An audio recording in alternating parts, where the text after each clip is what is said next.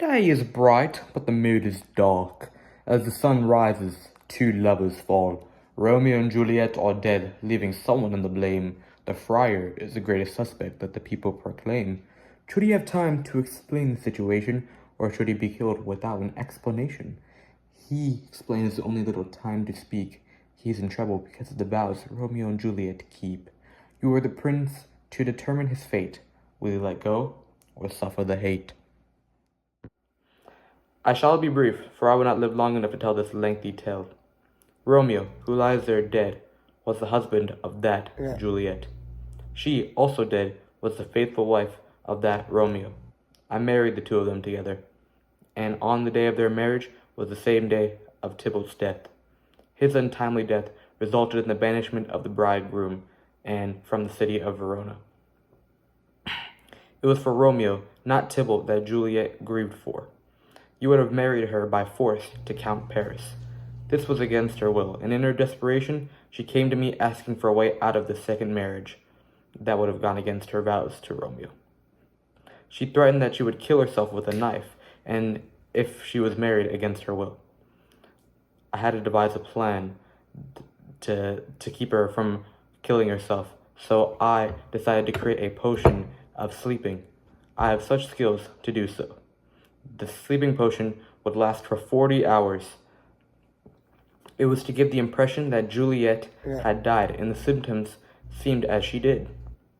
Then I was to send Friar John to give a letter to Romeo in the news that Juliet needs to be rescued, even though she was presumably dead. However, Friar John did not succeed in giving Romeo the letter, and when he heard the news of Juliet's death, he came in irrationally with poison to kill himself along with Juliet to be with her forever. I had rushed over as fast as I could to stop Romeo from doing something so irrational, but when I arrived, I found Count Paris and faithful Romeo dead.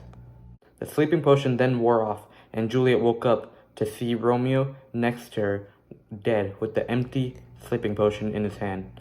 I begged Juliet to come hiding with the nuns until the situation was settled, but she refused, and when I turned my back, she killed herself with the blade to join her husband in death. If anything in all this is fault of mine, may my old life be taken before it is time, according to the utmost rigor of the law. So, as Romeo and Juliet's story was shown to light, the Montagues and Capulets' feud stopped that night. They each made a statue to celebrate their life. However, their love came at the price of death through a knife. So the reason why I chose this act and this character in this scene is because I believe it represents the story as like a whole. Friar Lawrence is an important character that has good intentions, but because his plan failed, the entire story derailed and changed because of his decisions and his actions. I think that this story and this character and this monologue that shows up for the soliloquy is very important for you to understand the entire story, and very good for you to understand if you want to understand the story of Romeo and Juliet. Thank you.